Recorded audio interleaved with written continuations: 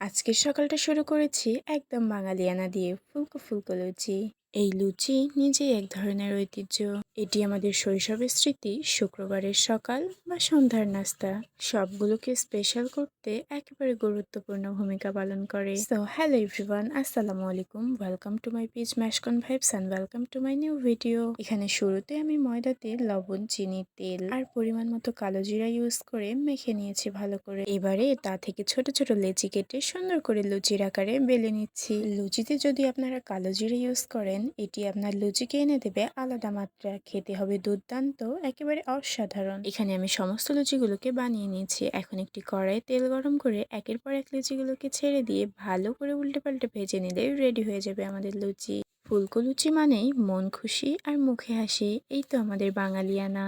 যে কোনো উৎসব মুখর দিনকে আরো প্রাণবন্ত করতে এই লুচি অসাধারণ ভূমিকা পালন করে। বাঙালির ঐতিহ্য মানেই এমন এক রসনযাত্রা, যেখানে স্বাদে গন্ধে রীতিতে প্রকাশ করে এই তো বাঙালিয়ানা। আর তা যদি হয় মায়ের হাতের, তাহলে তো কোনো কথাই নেই, আলহামদুলিল্লাহ। বাড়ির সকলের মুখে হাসি ফোটাতে আর বাড়ির পরিবেশ উৎসব মুখর করতে এই লুচির কোনো তুলনা নেই আসলে। এবারে এই গরম গরম লুচিগুলো খাওয়ার পালা। এই লুচি যে কোনো তরকারির সাথে অসাধারণ লাগে, একেবারে দুর্দান্ত। আজকের মতো এখানে শেষ করছি, আল্লাহ হাফেজ।